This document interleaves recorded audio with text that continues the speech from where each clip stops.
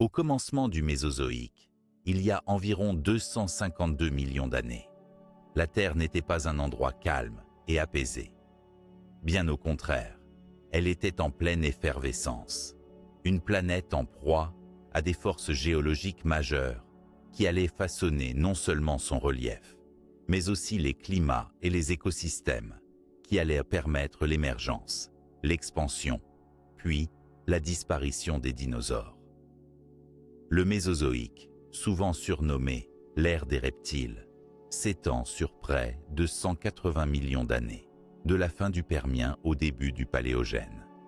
Il comprend 3 grandes périodes, le Trias, le Jurassique et le Crétacé. Chacune de ces périodes fut marquée par une intensité volcanique importante, des bouleversements climatiques et tectoniques, ainsi que par une dynamique écologique complexe. Plongeons dans ce portrait d'une planète bouillonnante et instable.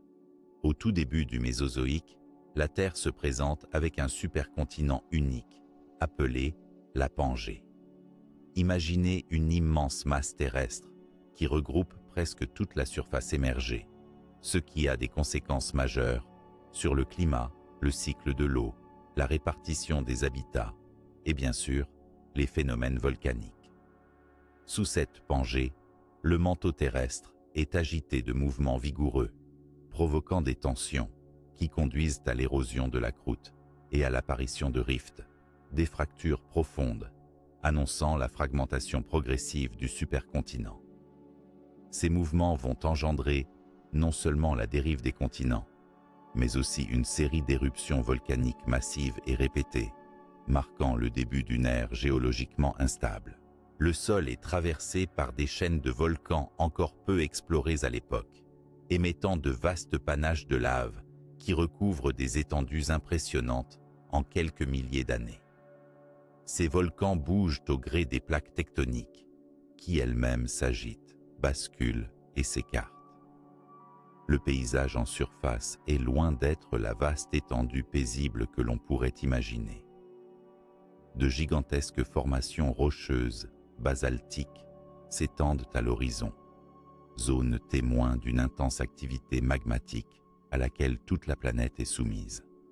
Au même moment, la présence quasi constante de volcans actifs contribue à éjecter dans l'atmosphère d'immenses quantités de gaz, tels que le dioxyde de carbone, CO2, le dioxyde de soufre, SO2, et d'autres aérosols sulfurés, qui perturberont à long terme la composition atmosphérique et les conditions climatiques.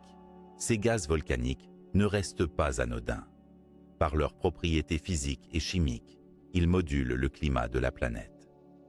Dans un premier temps, les éruptions massives provoquent souvent un refroidissement temporaire. Les aérosols sulfurés forment un voile qui réduit la quantité de lumière solaire atteignant la surface, créant des épisodes d'obscurcissement global. Mais dès que ces nuages se dissipent, la teneur élevée en CO2 agit comme un puissant gaz à effet de serre, augmentant lentement les températures mondiales sur des dizaines, voire des centaines de milliers d'années. Ici, nous touchons à la complexité des interactions entre volcanisme, atmosphère et climat.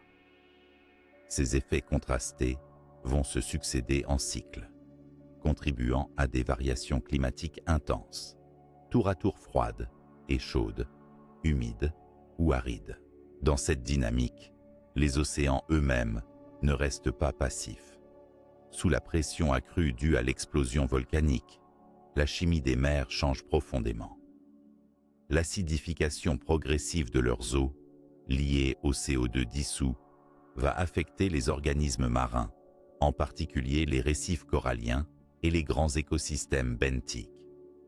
Par ailleurs, les perturbations atmosphériques influencent la circulation océanique, provoquant parfois des épisodes d'anoxie, c'est-à-dire un manque d'oxygène dans certaines couches marines, un véritable stress pour la biodiversité. Enfin, il ne faut pas oublier que cette instabilité géologique et climatico-environnementale forge aussi le destin des espèces terrestres, y compris les fameux dinosaures. Ceux-ci réussiront à s'adapter, se diversifier et prospérer au sein de ces écosystèmes en perpétuel changement. Cette ère de gigantesques forces naturelles façonne également les couches géologiques, emprisonnant parfois dans les cendres volcaniques un témoignage exceptionnel de la vie à cette époque. Ces fossiles deviennent alors des témoins silencieux d'une époque fabuleuse, figée à jamais dans la poussière des éruptions. Tout ce tableau d'une planète bouillonnante et instable au Mésozoïque pose ainsi les bases indispensables pour comprendre comment le volcanisme massif a agi comme un acteur central dans le destin de la Terre et de ses habitants. Dans les prochaines sections, nous explorerons plus en détail ces grandes aires volcaniques, la nature et la puissance du volcanisme massif, ainsi que l'influence profondément entrelacée qu'il exerce sur le climat, les océans et la biodiversité terrestre. Ainsi, en suivant ce fil conducteur, nous éclairerons comment les implacables mécanismes naturels du volcanisme ont ponctué le Mésozoïque de crises, de mutations et de renaissance. Chaque couche de basalte, chaque souffle de gaz, chaque cendre figée dans la roche raconte une part de cette histoire grandiose où la planète Terre se révèle tout à la fois fragile et résiliente, bouillante de vie et de transformation. Au fil des millions d'années qui composent le Mésozoïque, la Terre a été le théâtre de plusieurs épisodes volcaniques d'une ampleur remarquable, marquant de manière indélébile son histoire géologique et biologique. Ces grandes aires volcaniques, associées aux périodes du Trias, du Jurassique et du Crétacé, rythment une saga complexe où se mêlent la formation des continents, l'évolution des climats et l'essor, puis les crises des écosystèmes, en particulier celui des dinosaures. Analysons donc ces trois époques en détail pour comprendre leur singularité volcanique et l'impact profond qu'elles ont eu sur notre planète. Le Trias, premier acte de ce récit, débute il y a environ 252 millions d'années, à la suite de la plus grande extinction de masse connue, celle de la fin du Permien. Cette période est caractérisée par un volcanisme colossal qui accompagne la consolidation de la Pangée, ce supercontinent unique qui regroupe presque toute la masse terrestre émergée. C'est aussi pendant cette période que l'on observe l'une des plus vastes provinces magmatiques continentales, appelée la province magmatique centre-atlantique, KM. Cette vaste étendue de basalte s'est formée à la charnière du Trias et du Jurassique, résultant de pulsations magmatiques immenses liées à la fragmentation de la Pangée. Les éruptions qui en résultent libèrent des volumes gigantesques de lave fluide qui couvrent des régions entières, parfois sur des centaines de milliers de kilomètres carrés. Ce volcanisme intense influence fortement la composition de l'atmosphère, injectant du CO2 et du SO2 qui perturberont les équilibres climatiques et écologiques et pourraient avoir contribué à certaines extinctions de masse, moins spectaculaires, mais néanmoins conséquentes. Le Jurassique, qui succède au Trias, il y a environ 201 millions d'années, voit la Pangée se scinder progressivement en plusieurs masses terrestres distinctes. Ce mouvement tectonique majeur ouvre la voie à l'expansion des océans et à une intensification du volcanisme, surtout en bordure des rifts et dans les zones de subduction naissantes. Le volcanisme du Jurassique est caractérisé par des éruptions souvent plus localisées, mais toujours de grande intensité, avec des épanchements basaltiques notables, par exemple dans la province de Karou-Ferrar, à cheval sur l'Afrique australe et l'Antarctique. Ces provinces font partie des plus grands traps connus, témoignant d'une activité volcanique soutenue sur plusieurs millions d'années. Les gaz volcaniques libérés continuent d'alimenter un climat qui évolue vers une atmosphère plus chaude et plus humide, propice à la diversification spectaculaire des dinosaures et autres groupes vivants. Ces conditions environnementales, aussi bien terrestres que marines, permettront la prolifération de vastes forêts et une intense activité biologique à l'origine d'écosystèmes riches et variés. Puis vient enfin le Crétacé, la dernière période du Mésozoïque, qui débute il y a environ 145 millions d'années et se termine il y a 66 millions d'années avec la chute dramatique des dinosaures. Cette ère est connue non seulement pour sa biodiversité florissante, mais aussi pour une activité volcanique massive, particulièrement marquée vers la fin de la période. C'est au Crétacé supérieur que se déploient certains des plus vastes plateaux basaltiques, comme les trappes du Décan en Inde, qui recouvrent plusieurs centaines de milliers de kilomètres carrés. Les éruptions y sont colossales, avec des coulées de lave répétées sur des millions d'années. Ces gigantesques épisodes d'activité volcanique libèrent à l'atmosphère d'importantes quantités de gaz à effet de serre, jouant un rôle clé dans les bouleversements climatiques majeurs liés à la crise Crétacé-Paléogène. Parallèlement, d'autres provinces basaltiques, comme le Paraná et Tendeka en Amérique du Sud et en Afrique, témoignent de cette intense activité volcanique à l'échelle mondiale. Au-delà des surfaces recouvertes par la lave, ce sont les effets cumulatifs des émissions de gaz volcaniques qui sont à remarquer. Le dégazage massif de CO2 peut provoquer un effet de serre prolongé, tandis que le soufre émis sous forme d'aérosol crée un voile réfléchissant qui engendre des refroidissements temporaires, participant à une dynamique climatique oscillante extrême. Ces conditions climatiques hétérogènes, à la fois chaudes et froides, humides et sèches, conduisent à des bouleversements environnementaux importants, modulant le devenir des espèces. Ainsi, la diversité des dinosaures s'enrichit, mais elle est aussi mise à rude épreuve, car ces conditions propices à la vie peuvent rapidement basculer vers des crises écologiques. L'étude de ces aires volcaniques du Mésozoïque révèle une succession de phasages d'activité, parfois abrupts, parfois lents et progressifs, mais toujours marqués par un volcanisme massif.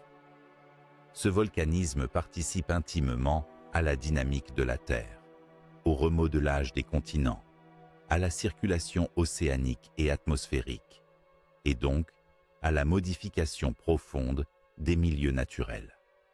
Chaque période porte ainsi son empreinte volcanologique spécifique, mais toutes témoignent d'un même phénomène. Le volcanisme massif est l'une des forces motrices principales qui ont façonné l'environnement dans lequel ont évolué les dinosaures et tout un cortège d'autres formes de vie. Il sera essentiel, dans les sections suivantes, d'approfondir la compréhension des mécanismes de ce volcanisme massif, ses origines géologiques et les conséquences qu'il a eues sur l'atmosphère, les océans et les écosystèmes. Nous découvrirons notamment comment l'activité volcanique a pu contribuer de manière spectaculaire aux crises de biodiversité majeures du Mésozoïque et quelles traces elle a laissées dans les strates terrestres, notamment par l'intermédiaire des couches de cendres volcaniques qui jouent un rôle clé dans la fossilisation. Ainsi, le Mésozoïque apparaît bien comme une époque où la Terre est à la fois forge géologique et laboratoire naturel, soumis à l'influence intense et parfois catastrophique du volcanisme, invitant à mieux comprendre cette interaction complexe entre forces telluriques et vie sur notre planète. Le volcanisme massif, au cœur de l'histoire géologique de la Terre, représente une catégorie d'activités volcaniques particulièrement intense et étendue, qui joue un rôle déterminant dans la transformation rapide des paysages et des atmosphères planétaires sur des échelles de temps géologiques. Pour comprendre pleinement le rôle crucial du volcanisme massif pendant le Mésozoïque, il est fondamental de saisir ce que signifie cette expression, d'en définir les caractéristiques principales et d'explorer les forces géologiques sous-jacentes qui en sont à l'origine. Le terme volcanisme massif désigne principalement des épisodes où de très grandes quantités de magma sont expulsées à la surface en un temps relativement court en termes géologiques, et couvrent ainsi des surfaces considérables, souvent plusieurs centaines de milliers de kilomètres carrés. Ce phénomène se produit généralement sous la forme de ce que l'on appelle les traps, ces vastes plateaux basaltiques constitués d'enchaînements impressionnants de coulées de lave. Les traps, comme ceux du Décan en Inde ou du Karoo en Afrique, sont les emblèmes de ce volcanisme massif. Contrairement aux volcans isolés ou aux éruptions ponctuelles, ces événements sont le résultat d'une intrusion magmatique qui se propage à grande échelle, pouvant s'étendre sur des millions d'années en phases multiples d'activité. Dans le cadre du volcanisme massif, plusieurs types d'éruptions et de processus magmatiques peuvent être identifiés. Tout d'abord, les épanchements basaltiques, étendus, souvent très fluides, qui s'étalent sur le sol en vastes nappes successives. Ce type d'éruption produit des couches denses de roches basaltiques, qui sont remarquablement épaisses et stratifiées, créant une architecture géologique bien identifiable. Parallèlement, les intrusions magmatiques profondes, telles que les sills ou les dikes, viennent alimenter ces phénomènes en magma, provenant des profondeurs terrestres.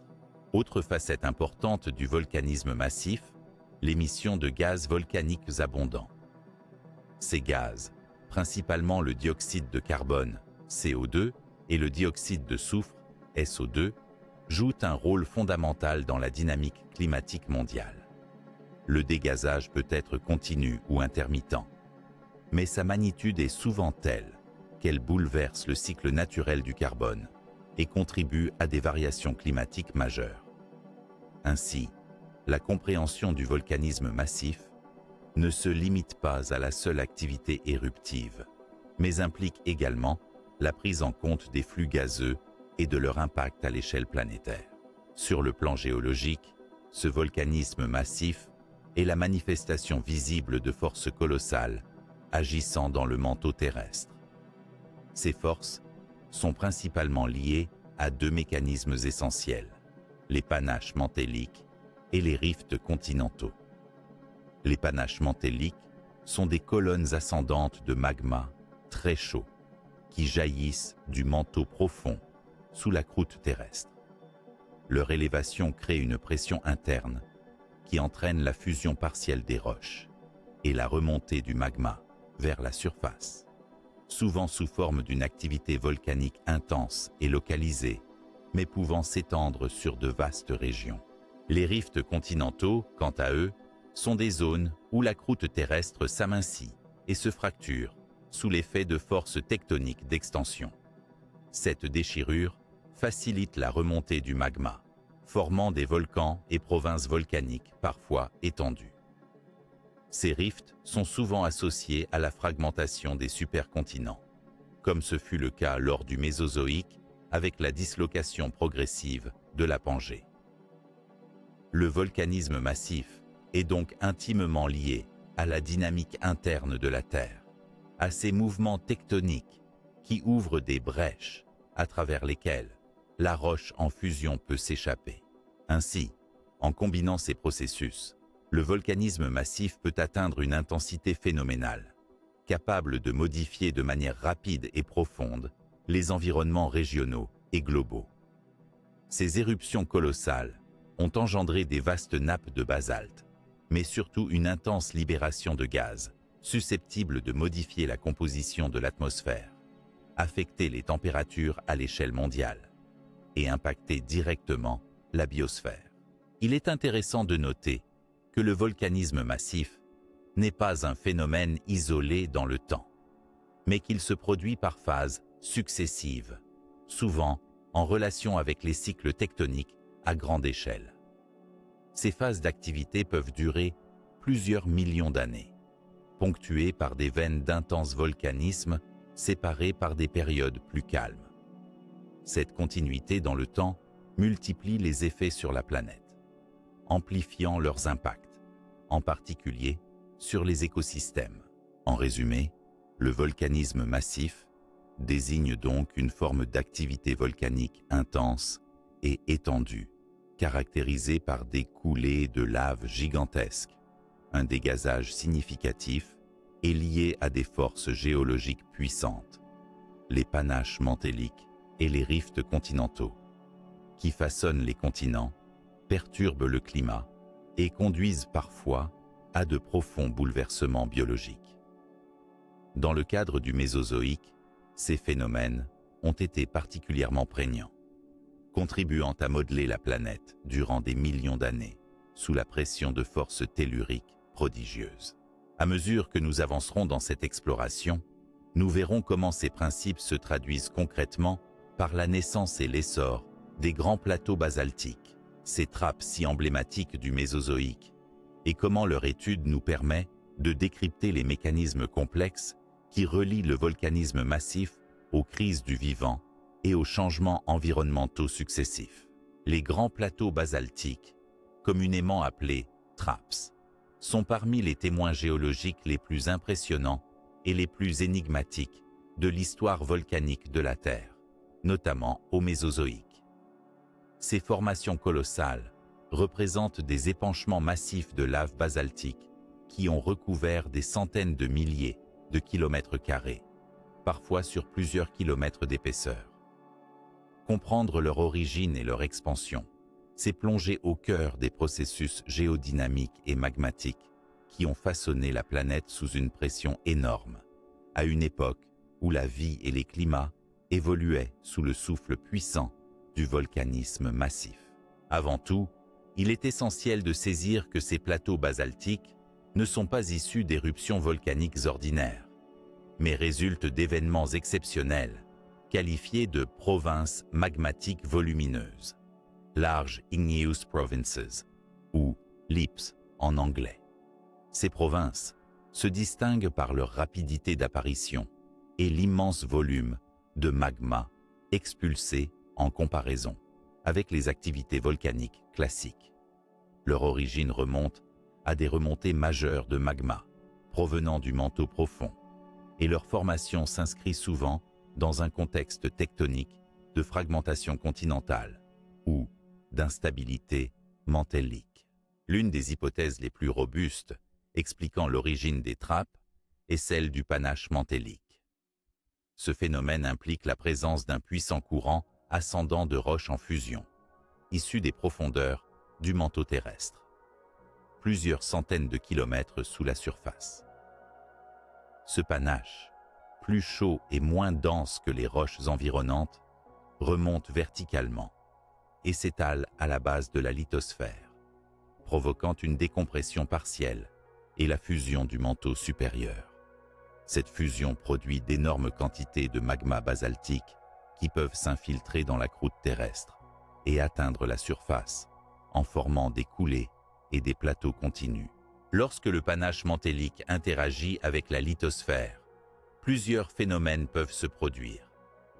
La pression exercée par ce flux magmatique peut fragiliser la croûte tectonique et favoriser la formation de rifts, c'est-à-dire de zones d'extension, où la croûte est étirée et amincie. Cette situation est fréquente lors de la dislocation de supercontinents, comme la Pangée au Mésozoïque. Ainsi, la présence concomitante de rifts continentaux crée des voies préférentielles pour la remontée du magma. Cette combinaison étant à l'origine d'un volcanisme massif et étendu.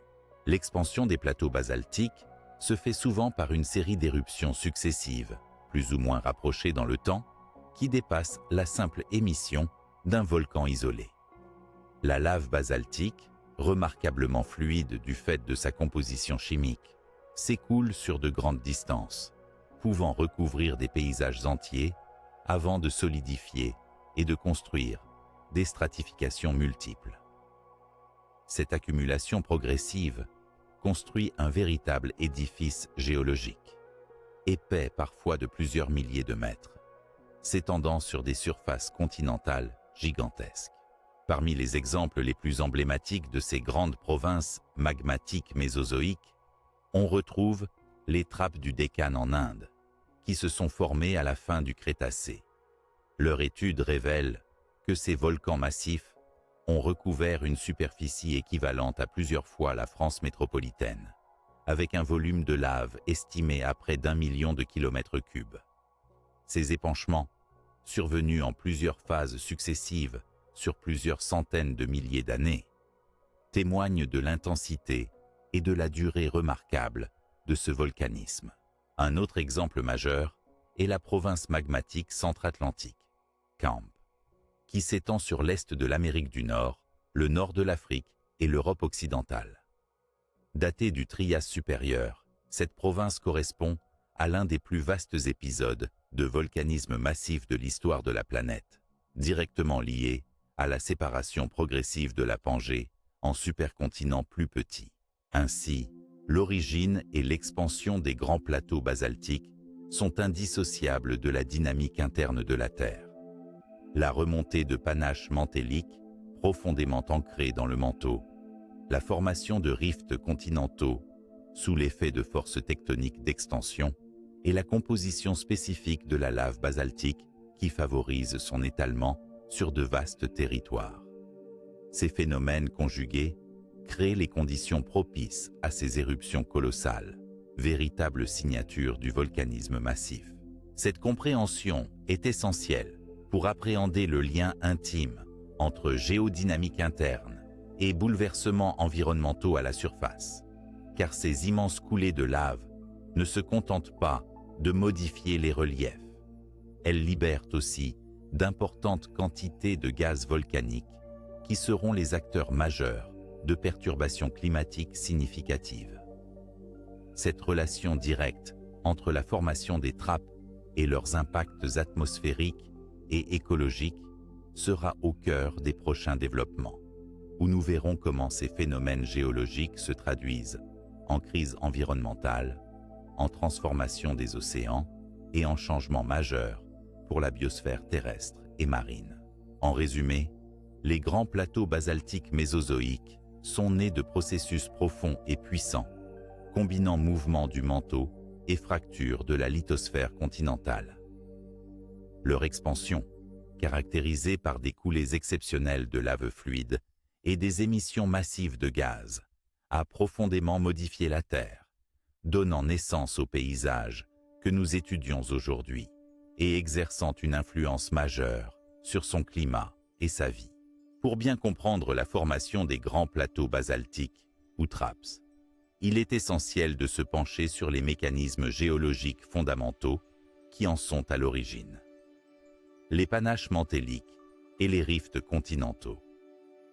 Ces deux processus, intimement liés à la dynamique interne de la Terre, orchestrent la genèse de ces vastes provinces volcaniques qui ont bouleversé la planète durant le Mésozoïque.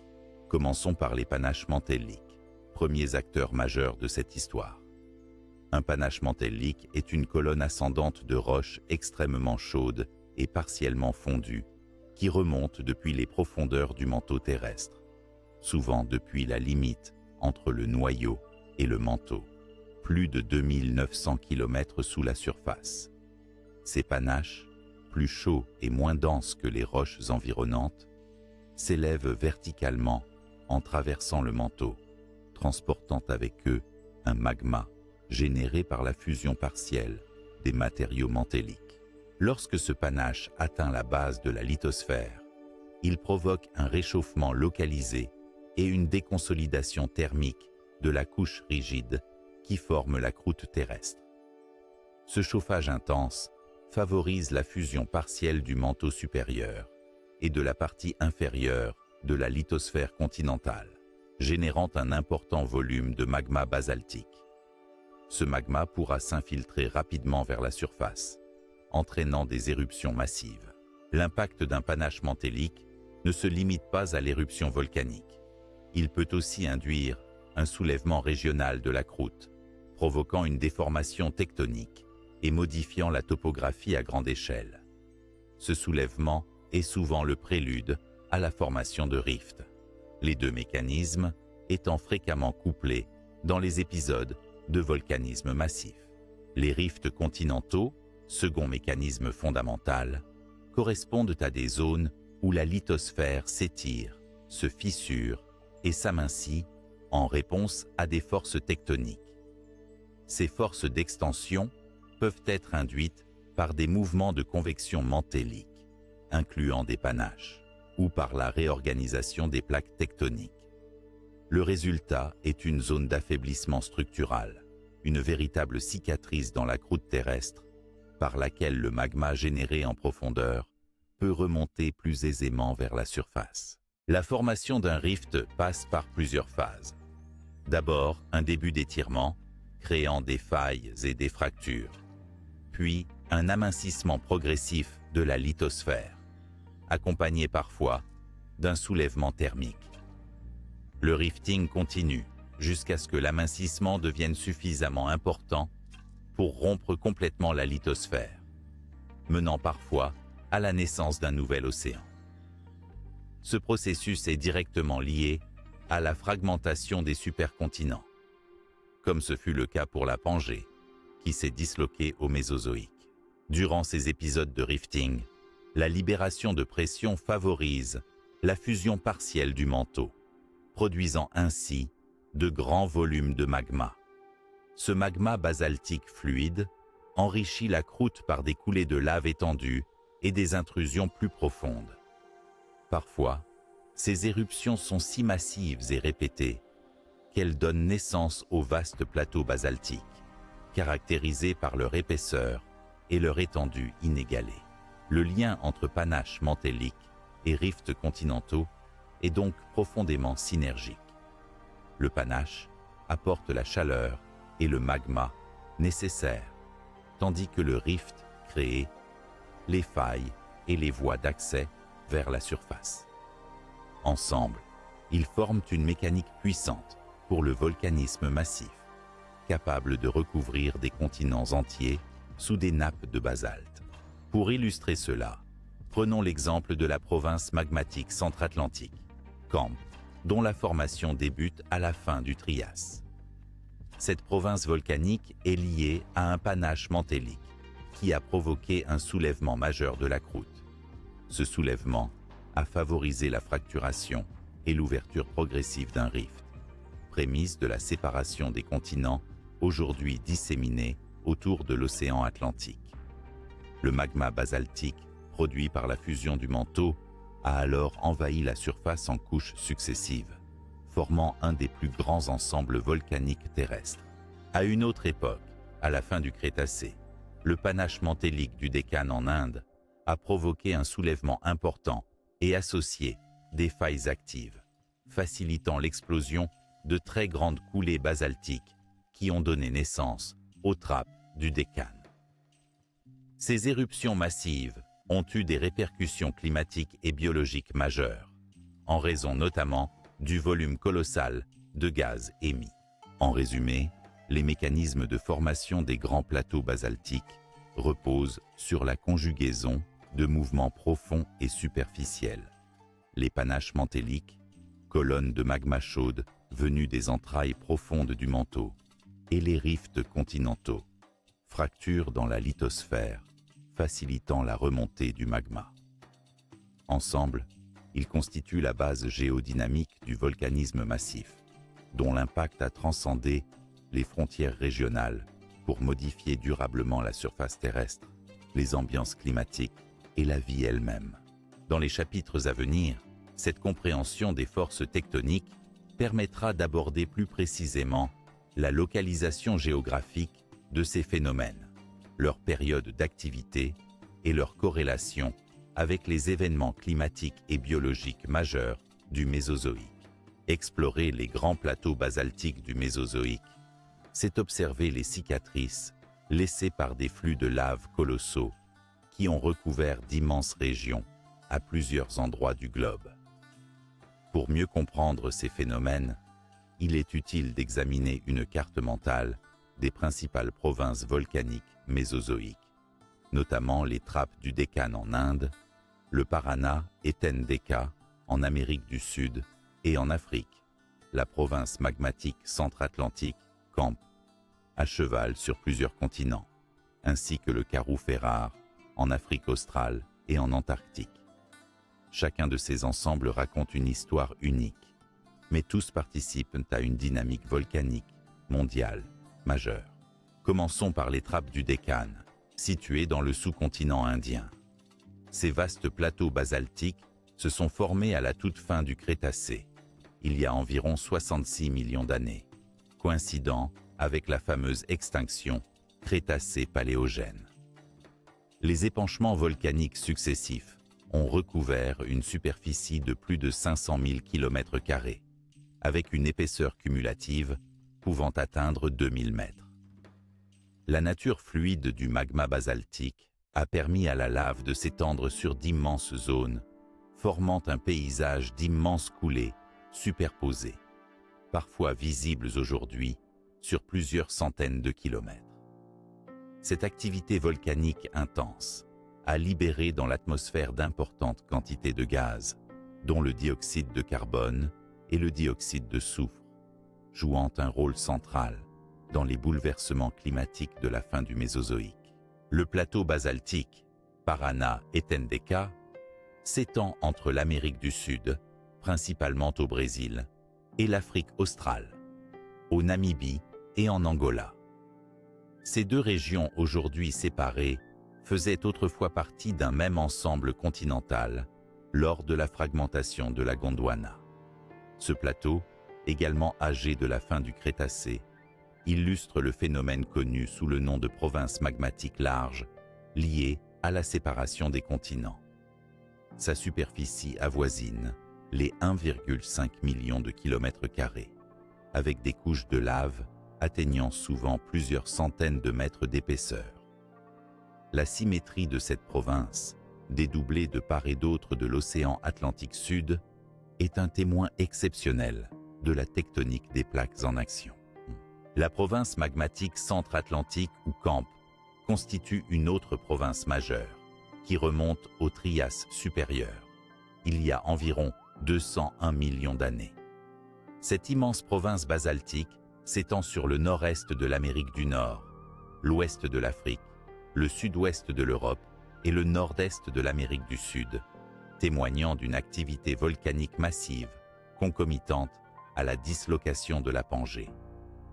La surface couverte dépasse les 7 millions de kilomètres carrés, en faisant l'une des plus vastes provinces magmatiques terrestres connues. Les coulées répétées ont recouvert de vastes régions, notamment dans des paysages qui allaient se fragmenter pour devenir les continents actuels. Le camp a été associé à des crises biologiques et climatiques majeures, dont l'extinction du Trias jurassique, en raison notamment du volume impressionnant de dégazage volcanique. Enfin, le plateau Karou-Ferrar, réparti entre l'Afrique australe et l'Antarctique, est une autre province magmatique monumentale, dont l'âge remonte au Jurassique inférieur, il y a environ 183 millions d'années. Avec une superficie d'environ 2,5 millions de kilomètres carrés, il témoigne de la propagation du volcanisme en plein essor lors de la fragmentation de la Pangée. Ces basaltes épais et massifs recouvrent des régions entières, et ces dorsales caractéristiques sont souvent étudiées comme exemple de lien entre rifting continental et volcanisme massif. Sur une carte, ces trappes apparaissent donc comme des taches volcaniques impressionnantes qui marquent les principaux moments et lieux d'une activité géologique exceptionnelle. Ils correspondent à des points précis où la dynamique interne de la Terre, la convection mantélique et la tectonique des plaques a déclenché une libération considérable d'énergie et de magma. Ces provinces sont aujourd'hui disséminées à travers différents continents, témoins de la dérive des plaques depuis le Mésozoïque. Comprendre où et quand ces plateaux se sont formés permet aussi d'établir des corrélations avec les évolutions climatiques et biologiques de l'époque. Par exemple, la coïncidence temporelle entre la formation des trappes du Deccan et la disparition des dinosaures illustre une possible relation de cause à effet, même si d'autres facteurs interviennent également. De même, le camp, le plus vaste, est lié à des changements climatiques extrêmes et à la première grande extinction massive du Mésozoïque. Ainsi, en combinant leur position géographique, leur âge et leur contexte géodynamique, la carte des plateaux basaltiques mésozoïques révèle un véritable maillage planétaire de volcanisme massif. Cette cartographie géologique est indispensable pour comprendre l'interconnexion des phénomènes terrestres, linguant volcanisme, mouvements tectoniques et conséquences écologiques. Cette étape s'ouvre aussi vers l'étude du dégazage volcanique, sujet crucial pour saisir comment ces manifestations géologiques ont modifié en profondeur l'atmosphère, le climat et, in fine, la vie sur Terre. Nous poursuivrons donc cette exploration en analysant la nature, la quantité et la dynamique des gaz, tels que le dioxyde de carbone et le dioxyde de soufre, libérés par ces éruptions colossales, éclairant ainsi l'impact global du volcanisme massif. Le phénomène du dégazage volcanique, particulièrement intense lors des éruptions massives au Mésozoïque, représente un aspect fondamental pour comprendre l'interaction entre volcanisme et climat, mais aussi ses effets sur les écosystèmes terrestres et marins. Lorsqu'un volcan se manifeste, il libère non seulement de la lave, mais aussi une vaste quantité de gaz, parmi lesquels le dioxyde de carbone, CO2, et le dioxyde de soufre, SO2, jouent un rôle central dans la modulation du climat global et des processus chimiques en surface. La quantité de ces gaz libérés par le volcanisme massif est tout simplement colossale. Par exemple, durant des événements tels que les trappes du Deccan ou la province magmatique centre-atlantique, KEMP, des volumes de magma dépassant plusieurs centaines de milliers de kilomètres cubes ont été émis à la surface sur des périodes géologiquement courtes.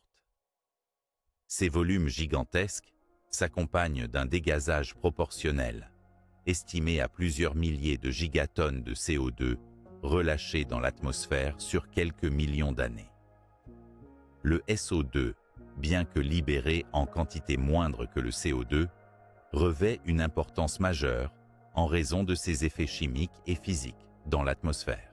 La nature même de ces gaz influe sur leur impact environnemental.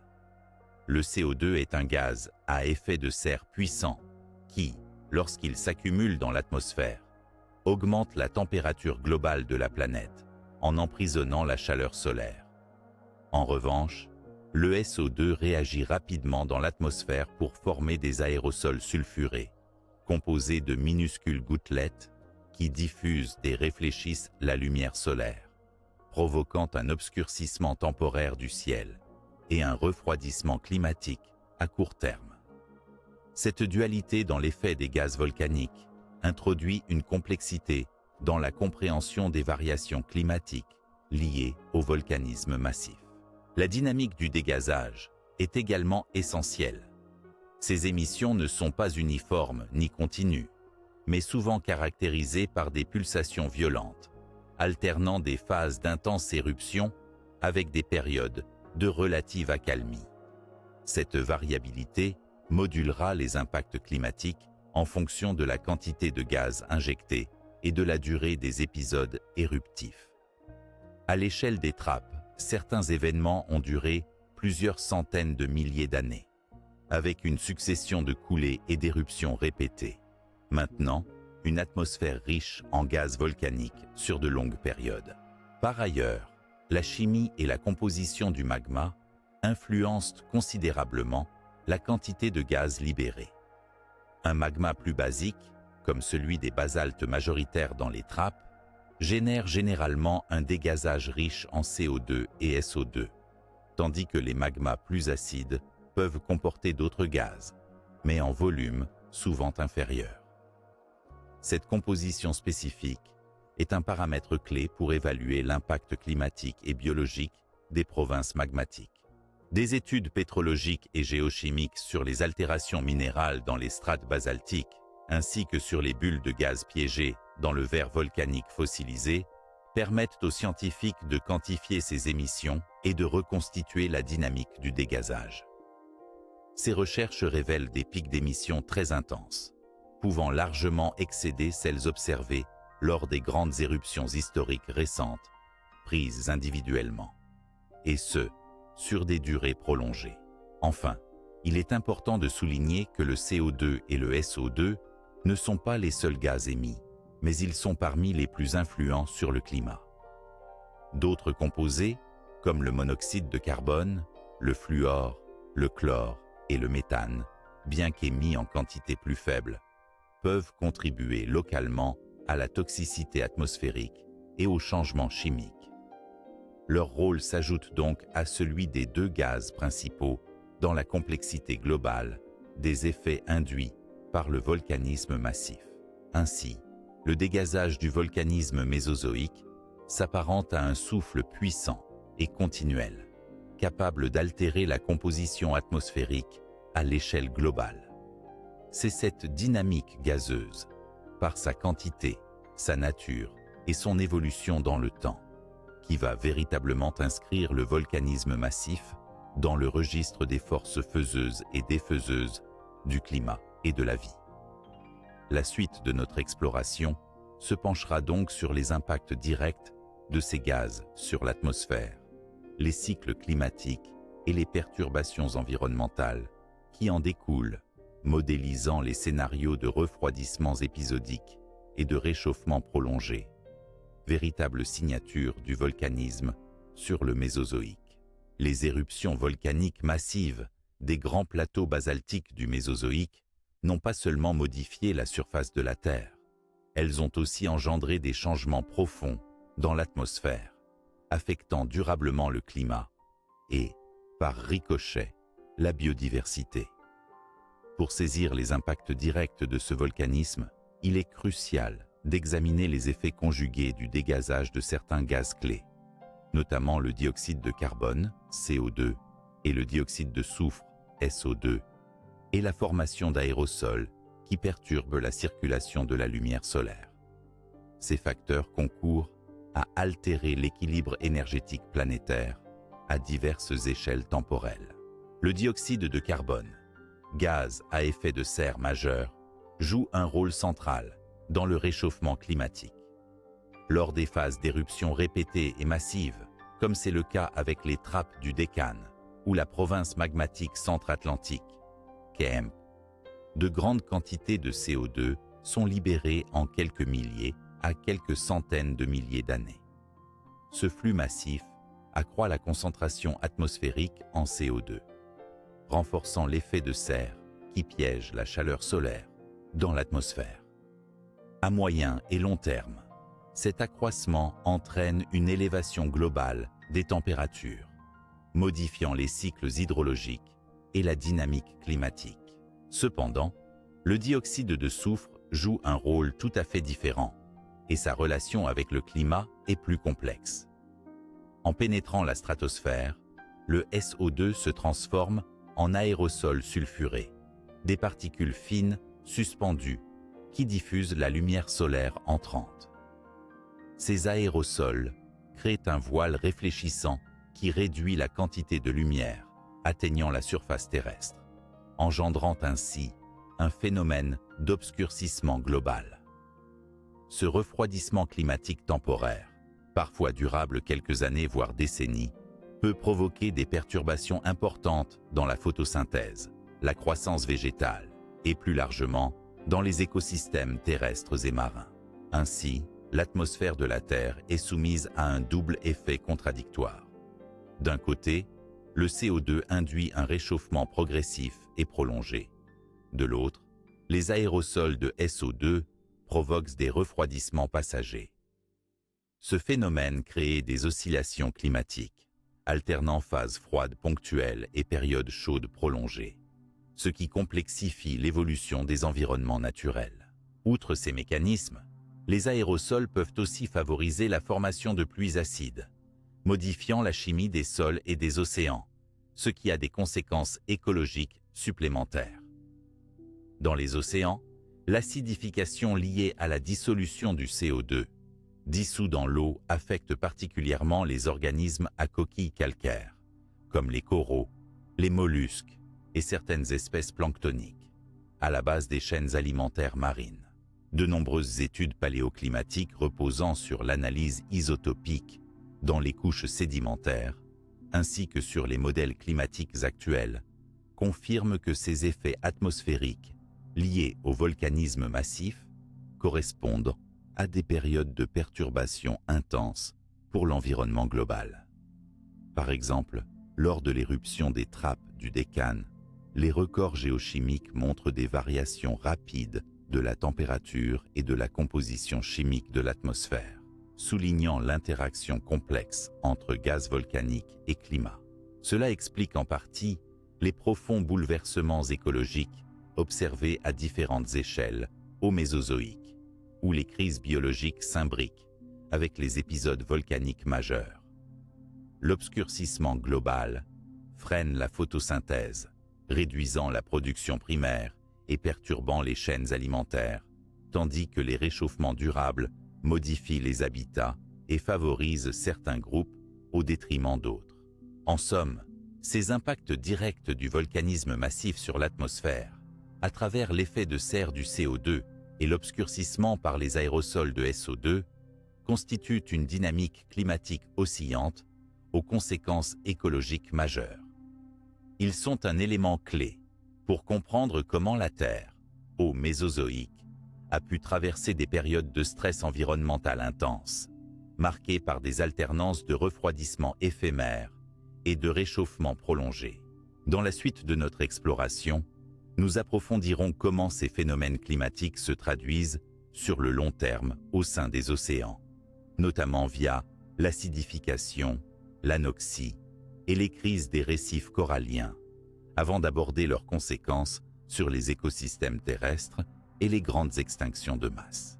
Le lien entre les volcans et le climat au Mésozoïque est une danse complexe où se mêlent forces opposées et impacts successifs, avec des phases de refroidissement épisodiques, contrastant avec des périodes de réchauffement prolongé. Comprendre cette interaction, en s'appuyant sur les phénomènes produits par le volcanisme massif, permet de mieux appréhender les transformations environnementales qui ont affecté la vie sur Terre durant cette ère tumultueuse. Lors d'éruptions volcaniques majeures, notamment celles associées aux grands plateaux basaltiques, des quantités phénoménales de dioxyde de soufre, SO2, sont projetées dans la stratosphère. Ces gaz se transforment rapidement en aérosols de sulfate qui réfléchissent la lumière solaire entrante, réduisant ainsi la quantité d'énergie que la Terre reçoit. Cet effet, connu sous le nom d'obscurcissement global, provoque un refroidissement temporaire et significatif du climat à l'échelle planétaire. Des modèles climatiques et des études paléoclimatiques montrent que ce refroidissement peut durer de quelques mois à plusieurs années, en fonction de l'intensité et de la durée des émissions. Un exemple contemporain de ce phénomène est l'éruption du mont Pinatubo en 1991, qui a engendré une baisse globale des températures mondiales d'environ 0,5 degrés Celsius sur 2 à 3 ans. Au Mésozoïque, les épisodes volcaniques, beaucoup plus massifs en volume et en durée, ont généré des refroidissements encore plus marqués, pouvant perturber durablement les cycles biologiques et chimiques. Ces refroidissements épisodiques ont pu avoir des effets directs, comme le ralentissement de la photosynthèse dû à une moindre lumière disponible, ou des effets indirects, notamment sur la répartition des précipitations et la disponibilité des ressources. Après ces phases de refroidissement, la situation climatique bascule souvent vers des réchauffements prolongés. Ces derniers sont principalement dus à la libération soutenue et massive de dioxyde de carbone, CO2, principal gaz à effet de serre libéré par le magma lors des éruptions basaltiques. Contrairement à l'effet rapide et court terme des aérosols sulfurés, le CO2 s'accumule dans l'atmosphère sur des centaines de milliers d'années, provoquant une augmentation durable de la température moyenne globale. Ce phénomène engendre une modification profonde des régimes climatiques, favorisant les conditions humides et chaudes. Les conséquences de ces oscillations climatiques combinées sont multiples.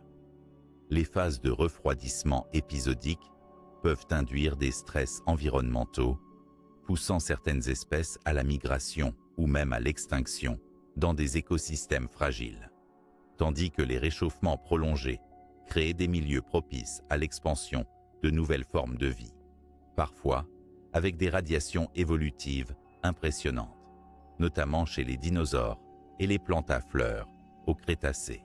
Il est important de noter que ces variations climatiques ne sont pas linéaires, mais présentent des cycles complexes, avec plusieurs phases s'intercalant parfois sur des millions d'années. Des perturbations à court terme peuvent coexister avec des tendances globales à long terme, animant une dynamique climatique instable et imprévisible, caractéristique du Mésozoïque. Par ailleurs, l'impact des volcans sur le climat est accentué par des rétroactions positives et négatives dans les systèmes terrestres. Par exemple, un refroidissement notable peut favoriser l'accumulation de glace dans certaines régions, augmentant l'albédo de la planète, et ainsi renforcer ce refroidissement. Inversement, un réchauffement durable peut accélérer la décomposition des matières organiques dans les sols, libérant encore plus de CO2 et amplifiant la tendance. Ces effets sont également combinés avec d'autres facteurs géologiques et astronomiques, tels que les variations orbitales de la Terre, les changements dans la configuration des continents, ou encore les impacts cosmiques, rendant l'étude du climat mésozoïque riche en complexité. Ainsi, les volcans agissent comme des régulateurs climatiques puissants, capables de provoquer des éruptions écologiques majeures par leurs effets alternés de refroidissement et réchauffement. Ces cycles ont joué un rôle majeur pour la biodiversité terrestre et marine, influençant les ruptures évolutives, les extinctions, mais aussi les radiations adaptatives, façonnant au final la mosaïque de la vie que nous connaissons. La compréhension fine de ces processus, grâce à l'analyse des archives géologiques, sédimentaires et isotopiques, ouvre la voie à une meilleure appréhension des interactions entre volcanisme et climat.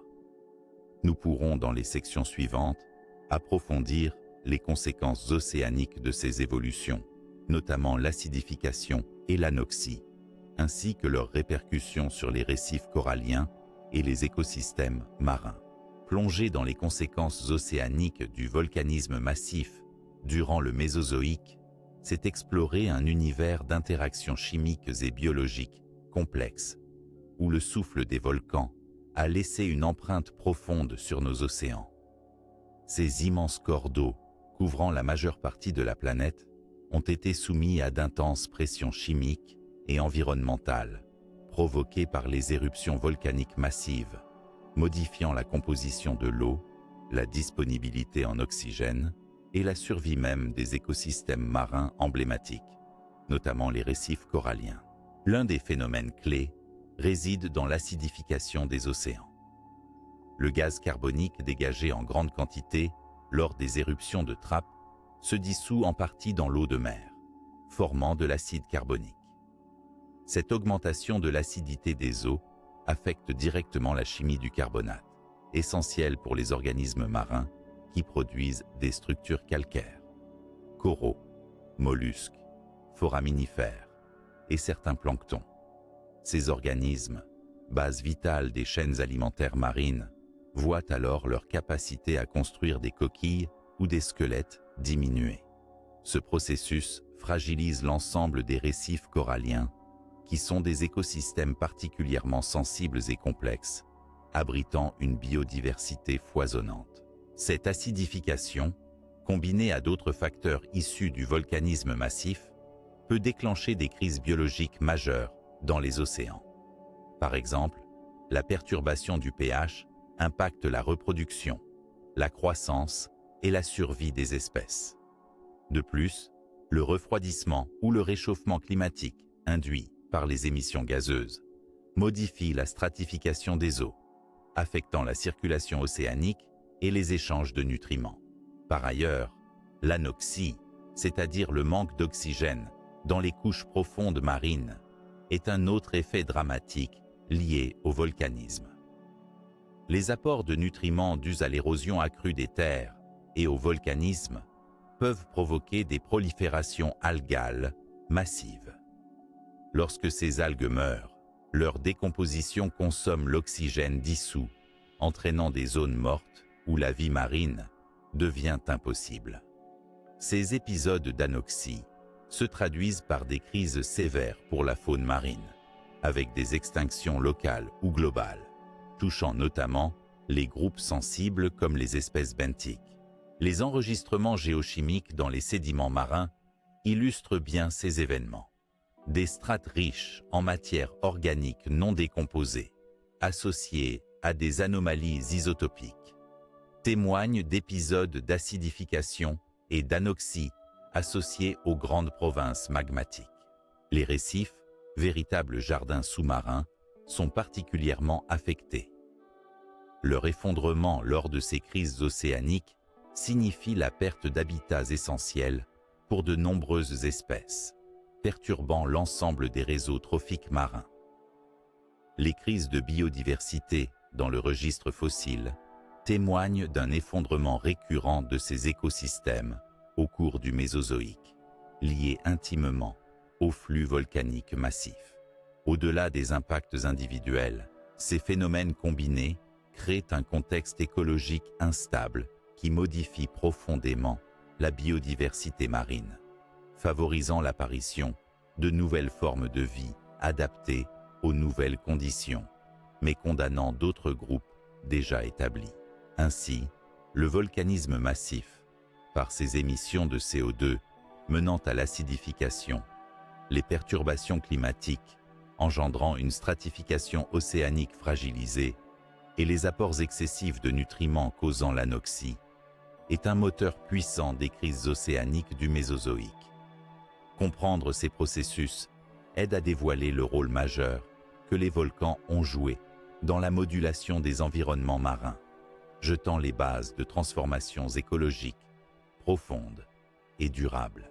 Dans les prochaines sections, nous élargirons cette perspective à la réponse des écosystèmes terrestres face à ces pressions environnementales, en analysant les stress, mutations et adaptations qui en ont découlé dans la faune et la flore du Mésozoïque.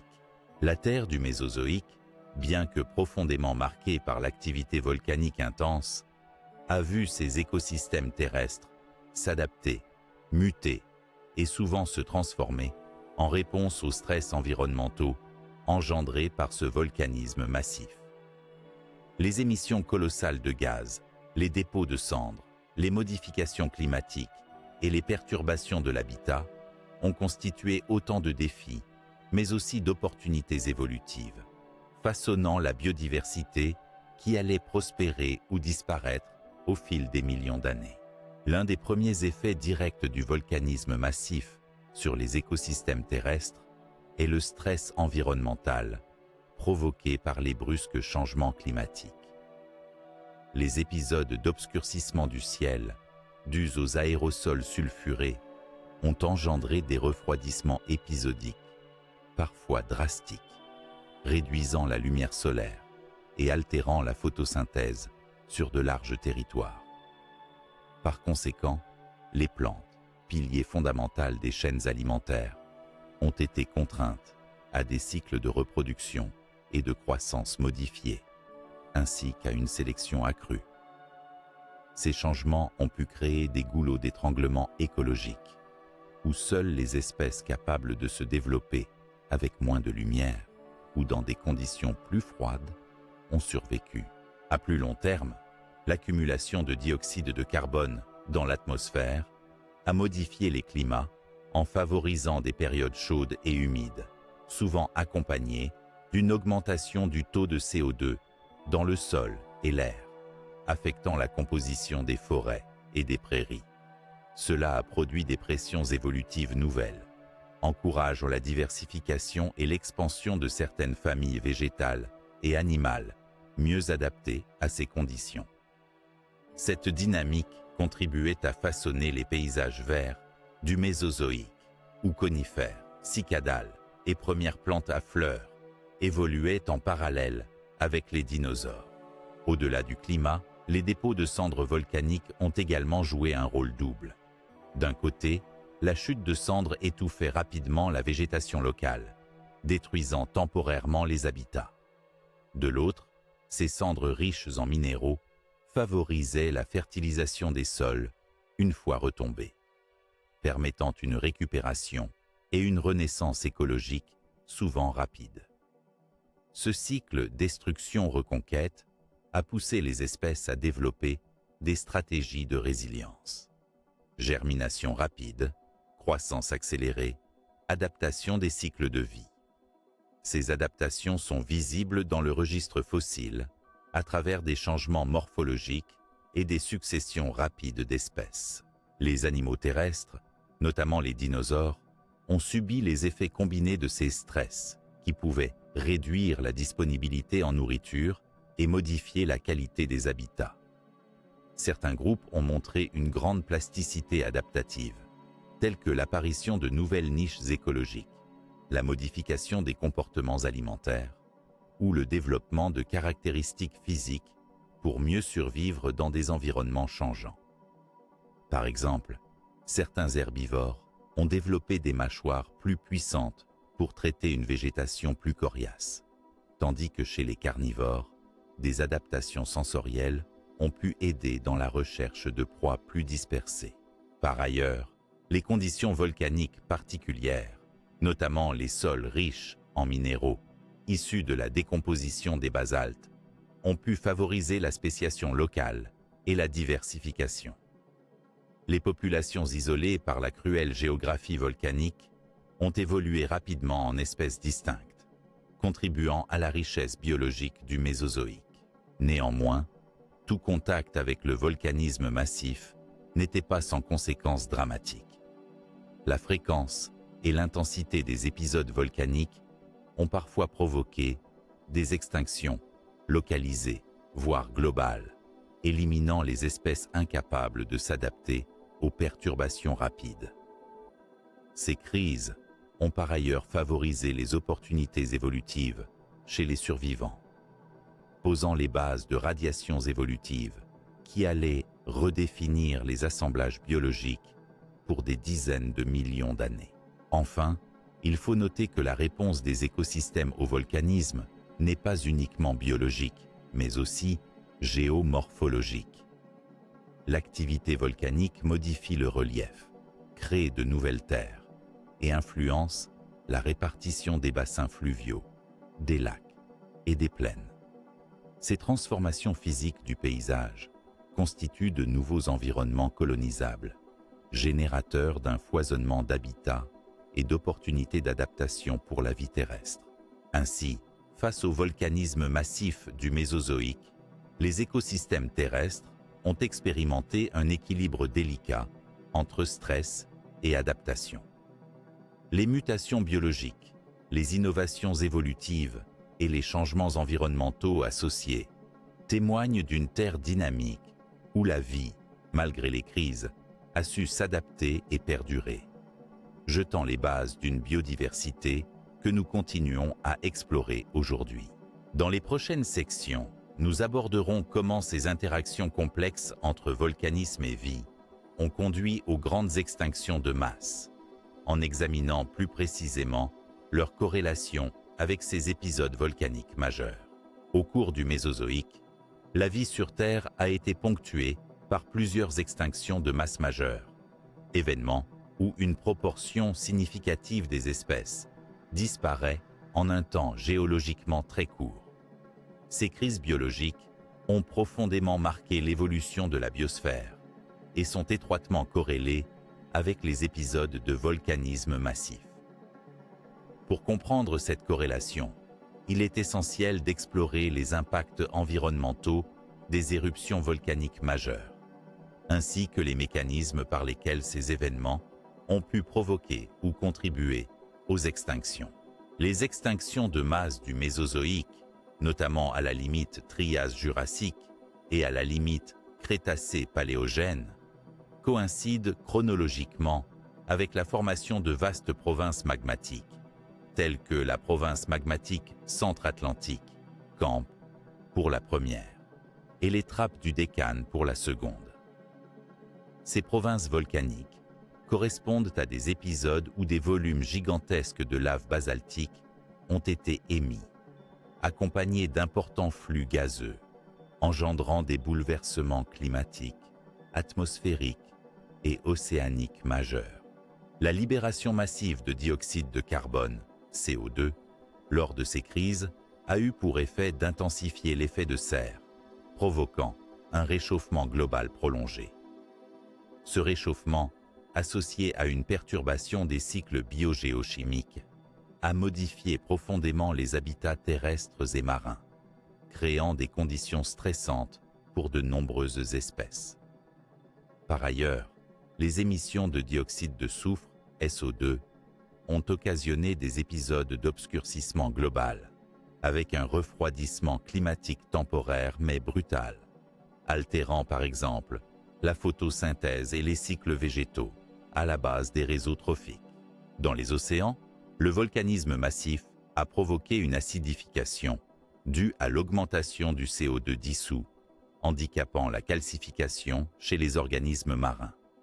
Cette acidification, combinée à des phénomènes d'anoxie, a conduit à des extinctions marines drastiques.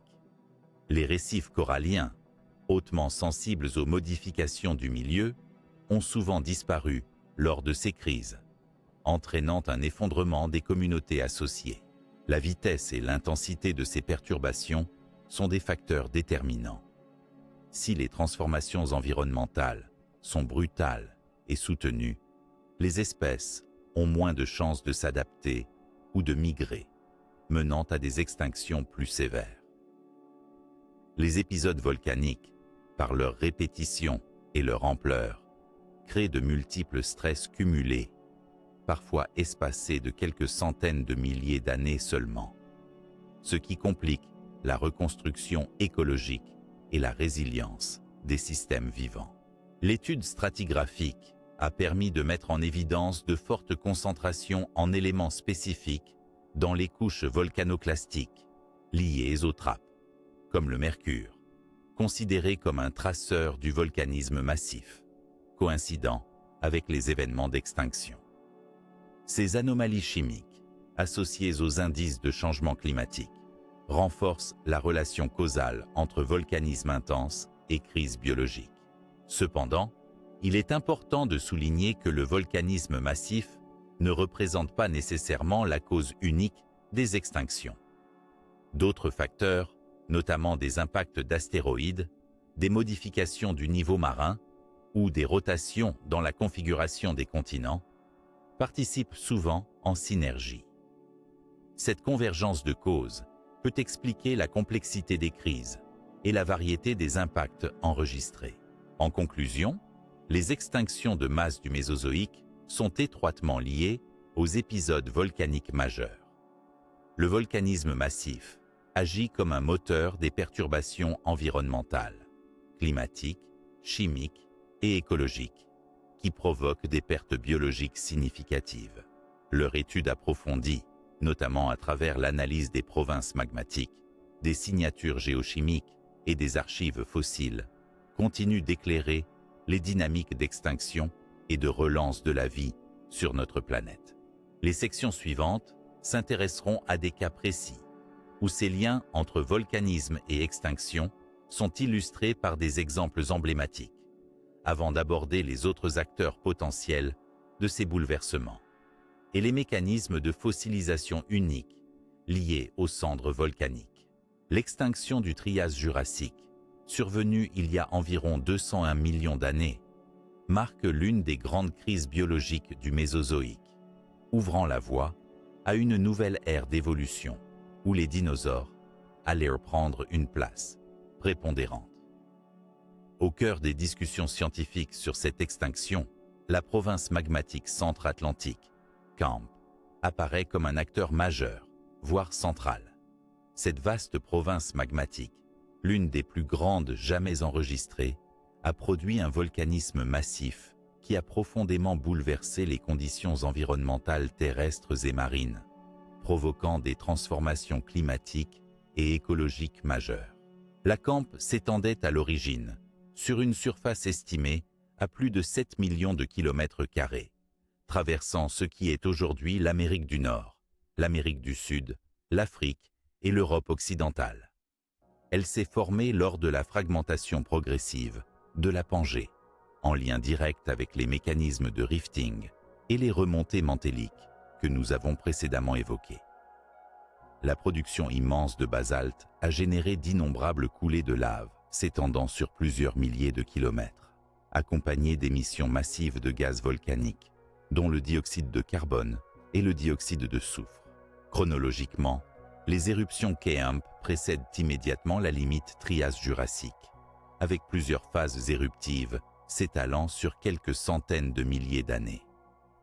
Cette concordance temporelle a conduit les chercheurs à envisager une relation causale directe entre l'épisode volcanique et la crise d'extinction, bien que la complexité des processus exige une approche nuancée. Les conséquences envisagées du volcanisme Campe sur l'environnement sont multiples.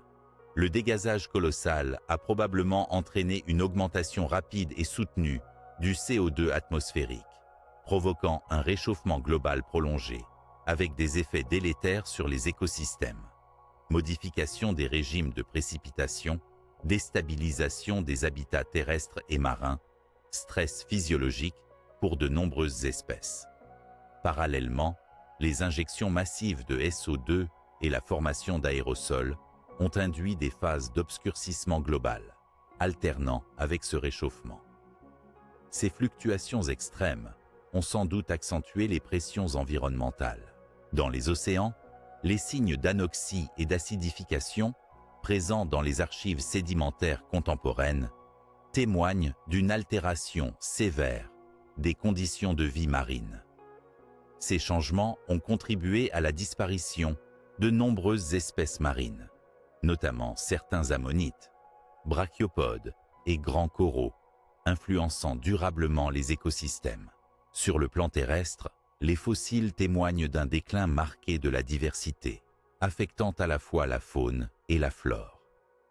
Cette extinction a éliminé de nombreux groupes régnants au Trias, permettant l'essor ultérieur des dinosaures et autres taxons adaptés aux nouveaux environnements. La Campe, en agissant comme un moteur de transformation environnementale majeure, agit donc comme un déclencheur ou un amplificateur de cette extinction. L'étude des couches volcaniques associées à la Campe, riches en traces chimiques comme le mercure, permet d'identifier précisément ces événements dans les archives géologiques, renforçant leur rôle dans la dynamique de la crise. Ces indices sont complétés par les analyses isotopiques, qui reflètent les variations rapides du cycle du carbone, concordantes avec les épisodes volcaniques. Cependant, plusieurs questions demeurent, notamment sur l'étendue exacte du rôle du volcanisme Campe vis-à-vis d'autres facteurs tels que les variations du niveau marin ou les changements dans les courants océaniques. Néanmoins, l'importance du volcanisme massif dans cette extinction est aujourd'hui largement reconnue comme un des piliers essentiels pour expliquer cette crise. En somme, la province magmatique centre-atlantique incarne un exemple probant de l'influence profonde et dévastatrice que peut avoir le volcanisme massif sur la vie terrestre et marine. Par son association avec l'extinction du Trias jurassique, elle illustre l'importance des forces géologiques dans la modulation des cycles de vie et de mort sur notre planète. Dans les sections suivantes, nous analyserons un autre épisode majeur du Mésozoïque, les trappes du Décane et leur lien avec la crise Crétacé-Paléogène, afin de comparer les mécanismes et impacts de ces grands événements volcaniques sur la biosphère. L'étude des trappes du Décane, situées sur le sous-continent indien, constitue un cas d'école incontournable pour illustrer la relation entre volcanisme massif et extinction de masse, en particulier celle qui marque la transition entre le Crétacé et le Paléogène, il y a environ 66 millions d'années. Cette crise, souvent appelée extinction KT ou Crétacé-Paléogène, a fait disparaître une grande partie des espèces, dont les célèbres dinosaures non-aviens, bouleversant profondément la biosphère terrestre. Les trappes du Deccan représentent l'une des plus vastes provinces magmatiques terrestres, avec des volumes estimés à près d'1 million de kilomètres cubes de basalte émis sur des centaines de milliers d'années. Cette activité volcanique intense s'est produite dans une période qui coïncide étroitement avec la limite KT, ce qui suscite depuis plusieurs décennies de nombreuses recherches sur le rôle exact du volcanisme dans la crise biologique. Les coulées de lave aux trappes du Deccan se sont succédées en plusieurs phases, caractérisées par des émissions colossales de gaz volcaniques, notamment du dioxyde de carbone, CO2, et du dioxyde de soufre, SO2. Ces gaz ont eu des conséquences profondes sur le climat mondial. Le CO2 a provoqué un réchauffement global, prolongé, tandis que le SO2 a généré des épisodes d'obscurcissement temporaire et de refroidissement. Cette alternance de phases climatiques a très probablement contribué à déstabiliser les écosystèmes terrestres et marins. Les sédiments et les séries stratigraphiques indiquent que cette activité volcanique a coïncidé avec une forte acidification des océans, due à l'absorption du CO2, impactant en particulier les organismes calcifiés, tels que les foraminifères et les coraux. Cette perturbation chimique a profondément modifié les chaînes alimentaires marines, accentuant les effets de la crise. Cependant, la crise KT ne doit pas être attribuée uniquement au volcanisme massif. L'impact d'un astéroïde géant dans la région actuelle du golfe du Mexique, responsable du cratère de Chicxulub, joue également un rôle prégnant dans la disparition massive des espèces. La synergie entre l'impact météoritique et les éruptions des trappes du Deccan est aujourd'hui au centre des débats scientifiques, certains suggérant que les deux phénomènes auraient eu des effets combinés et amplifiés sur la biosphère. Des études récentes basées sur une meilleure datation précise indiquent que les phases les plus intenses d'éruption se sont déroulées avant et au début de la crise d'extinction, posant la question d'un rôle initiateur du volcanisme dans le déclenchement du déclin biologique. Ensuite, l'impact météoritique aurait achevé ou accéléré la détérioration, créant un choc environnemental brutal. La compréhension de la crise KT grâce à l'étude des trappes du Deccan s'appuie aussi sur l'analyse des couches de cendres volcaniques associées, qui offrent un aperçu unique sur la nature de la vie précédente à l'extinction, les rythmes des perturbations et la vitesse de récupération post-événement. En définitive, les trappes du Deccan incarnent mieux que jamais la complexité des interactions entre volcanisme massif, changement climatique, acidification des océans et extinction de la vie. Ils nous enseignent que ces phénomènes doivent être envisagés dans un cadre global et multifactoriel, où différentes forces naturelles se conjuguent pour dessiner le destin terrestre. Cette étude ouvre la porte à une réflexion plus large sur les causes des extinctions de masse, que nous aborderons dans la section suivante, en comparant notamment l'impact des météorites et celui du volcanisme massif, pour mieux apprécier leurs relations et rivalités respectives. La disparition soudaine de nombreuses espèces au cours des extinctions de masse du Mésozoïque a suscité, depuis plusieurs décennies, un débat passionné au sein de la communauté scientifique. Deux causes principales sont souvent évoquées. Le volcanisme massif, symbolisé par les trappes gigantesques, et l'impact d'astéroïdes ou de comètes venus de l'espace. Ces deux phénomènes, puissants et parfois concomitants, ont conduit à une question centrale. S'agit-il d'une synergie où les causes s'additionnent et s'amplifient, ou d'une rivalité où l'une prédomine sur l'autre comme déclencheur essentiel des extinctions? D'un côté, le volcanisme massif provoque des perturbations environnementales profondes en modifiant la composition de l'atmosphère et des océans, en créant des cycles de refroidissement et réchauffement alterné, en acidifiant les mers et en générant des épisodes d'anoxie, autant de facteurs créant un stress considérable sur les écosystèmes.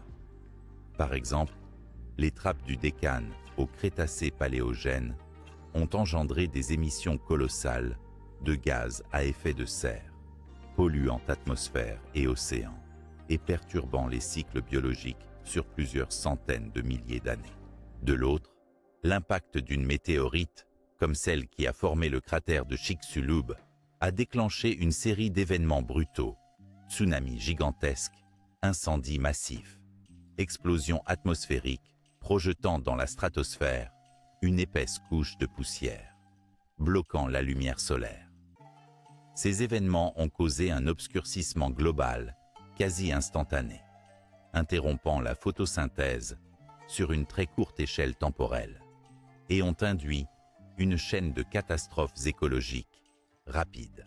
La synergie entre ces phénomènes s'appuie sur l'observation que les périodes d'extinction coïncident souvent avec des pics d'activité volcanique et, pour certaines crises, aussi avec des impacts connus. La superposition temporelle des trappes du Deccan et du cratère Chicxulub suggère que le volcanisme a pu affaiblir les écosystèmes, les rendant plus vulnérables à l'effet combiné de l'impact céleste. De plus, les mécanismes de remise en suspension massive de poussière et de gaz après un impact peuvent s'ajouter aux émissions volcaniques, amplifiant l'obscurcissement atmosphérique et les perturbations climatiques. Cependant, certains modèles avancent que le volcanisme ou l'impact peuvent, indépendamment, expliquer la crise d'extinction, posant une rivalité de causes. Des datations précises des couches sédimentaires et stratigraphiques tentent d'établir la chronologie exacte des événements, souvent avec des marges d'incertitude. Ces travaux scientifiques révèlent parfois que les phases d'éruption massive précèdent l'impact ou que l'impact précède les éruptions les plus intenses. Cette complexité nourrit encore les débats. D'un point de vue évolutif et écologique, une approche intégrée semble la plus pertinente. Les écosystèmes, déjà fragilisés par les stress environnementaux liés au volcanisme massif, auraient subi un choc final brutal par le biais de l'impact, conjuguant effets chroniquement déstabilisants et perturbations aiguës. Cet assemblage de causes pourrait expliquer la rapidité et la gravité sans précédent des extinctions observées. Enfin, cette interface volcanisme-impact doit être comprise comme un système dynamique et multidimensionnel. Le volcanisme agit sur des centaines de milliers d'années, en modifiant lentement, mais de manière profonde, le climat et la chimie terrestre, tandis que l'impact agit sur un temps extrêmement court, mais avec une violence explosive, générant des effets immédiats et dévastateurs. Leur combinaison, ou même la succession rapide, peut former un scénario d'extinction multicausale et graduelle. Ainsi, dans la compréhension des extinctions de masse du Mésozoïque, il apparaît que ni le volcanisme massif, ni l'impact météoritique ne peut être considéré comme cause unique en toutes circonstances. Leur relation oscille entre une synergie complémentaire, où les effets se combinent, et une rivalité où le rôle de chacun varie selon les contextes géologiques et biologiques. Cette dualité offre une lecture enrichie des processus d'extinction, ouvrant la voie à de nouvelles recherches pour affiner nos connaissances du passé et éclairer la complexité des crises planétaires. Dans les sections qui suivront, nous nous pencherons sur les traces laissées par ces phénomènes dans les couches volcaniques, notamment leur pouvoir de fossilisation, puis sur les découvertes paléontologiques qui révèlent les détails fascinants de ce turbulent chapitre de la vie terrestre. Les cendres volcaniques, fines particules de roches pulvérisées projetées dans l'air lors des éruptions volcaniques massives, occupent une place cruciale dans la conservation et la fossilisation de la vie au Mésozoïque. longtemps considérés uniquement comme des débris nuisibles ou destructeurs. Ces couches de cendres constituent aujourd'hui une ressource scientifique majeure, permettant de comprendre les interactions complexes entre volcanisme, écosystème et évolution biologique. Contrairement aux sédiments classiques, les cendres volcaniques ont une particularité. Elles sont rapidement déposées sur de vastes surfaces, souvent en quelques jours ou semaines, créant des couches stratigraphiques très fines, homogènes et continues. Cette rapidité de dépôt favorise la conservation exceptionnelle des organismes présents au moment de la chute, empêchant leur décomposition ou dispersion. De plus, la nature chimique des cendres, riche en silice et minéraux argileux, contribue à l'enfouissement rapide des restes organiques, limitant l'action de l'oxygène et des bactéries responsables de la dégradation des tissus. Ainsi, dans les sites volcaniques du Mésozoïque, on trouve fréquemment des fossiles remarquablement préservés, incluant non seulement des ossements, mais aussi des empreintes, des tissus mous et parfois même des restes cellulaires. Ces fossiles, issus des couches de cendres volcaniques, offrent une fenêtre unique sur la diversité, la morphologie et la biologie des espèces, notamment des dinosaures, mais aussi d'autres organismes terrestres et marins. Les cendres favorisent aussi la fossilisation par un processus appelé minéralisation rapide.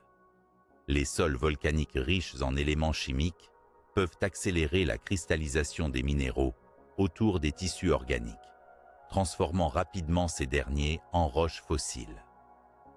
Ce mécanisme est particulièrement important dans les zones associées aux trappes ou à la province magmatique centre-atlantique, où les dépôts volcaniques sont abondants et continus. Par ailleurs, les strates de cendres servent également de marqueurs chronologiques précis. La datation radiométrique des minéraux présents, notamment l'uranium, plomb sur les zircons, contenus dans les cendres, permet de fixer avec une grande précision l'âge des fossiles qu'elle recèle. Cette précision aide non seulement à replacer les organismes dans la chronologie évolutive, mais aussi à corréler les événements biologiques avec les épisodes volcaniques et climatiques. L'importance des cendres volcaniques pour la paléontologie ne se limite donc pas à une simple conservation. Elles traduisent une interaction continue entre la dynamique géologique et la vie. Chaque couche renferme un instantané de la biodiversité sous pression, des crises écologiques ou des périodes de stabilité, enregistrant ainsi les variations et les adaptations dans les écosystèmes. Enfin, ces dépôts permettent d'étudier l'impact direct du volcanisme massif sur la vie. En analysant les modifications de la faune fossilisée au sein des couches de cendres, les chercheurs peuvent détecter des changements morphologiques, des extinctions partielles ou des évolutions adaptatives en réponse aux stress environnementaux induits par les éruptions. En conclusion, les cendres volcaniques ont joué un rôle déterminant dans la préservation exceptionnelle du patrimoine biologique mésozoïque. Leur étude approfondie, combinant géochimie, stratigraphie et paléontologie, enrichit notre compréhension des interactions entre volcanisme massif et évolution de la vie. Dans les prochaines sections, nous explorerons plus en détail les techniques de paléontologie appliquées à ces couches volcaniques et les découvertes marquantes qui en ont découlé. La paléontologie dans les couches volcaniques constitue un domaine fascinant qui a permis de révolutionner notre compréhension de la vie au Mésozoïque, notamment grâce à la conservation exceptionnelle offerte par ces dépôts volcaniques. Les cendres et basaltes successifs, loin d'effacer la trace des organismes ayant vécu à cette époque, ont souvent créé des conditions uniques de fossilisation, préservant des détails extraordinaires et offrant aux scientifiques des archives précieuses. La première technique incontournable dans l'étude des fossiles retrouvés dans les couches volcaniques est la stratigraphie. Cette discipline consiste à analyser les différentes couches sédimentaires et volcaniques superposées, afin d'établir une chronologie précise des événements géologiques et biologiques. Les cendres volcaniques, par leur rapidité de dépôt et leur homogénéité, servent souvent de marqueurs stratigraphiques très fiables, permettant de dater avec précision les fossiles auxquels elles sont associées. Par ailleurs, la datation radiométrique, notamment la méthode uranium-plomb appliquée sur les zircons contenus dans les cendres, permet de définir l'âge absolu des dépôts volcaniques. Cette précision ouvre la porte à des corrélations fines entre événements volcaniques, changements climatiques et évolution biologique, donnant ainsi un contexte temporel rigoureux pour chaque découverte paléontologique. Sur le plan de la fossilisation, les cendres volcaniques offrent un milieu naturellement favorable. Leur composition chimique, riche en silicates, favorise la minéralisation rapide des tissus organiques, souvent en reproduisant fidèlement la morphologie des organismes, y compris les détails fins comme les empreintes de peau ou les structures internes osseuses. Cette minéralisation est renforcée par l'absence d'oxygène dans la couche boueuse entourant les restes, limitant la décomposition bactérienne. La préparation des fossiles issus des couches volcaniques requiert aussi des techniques spécifiques.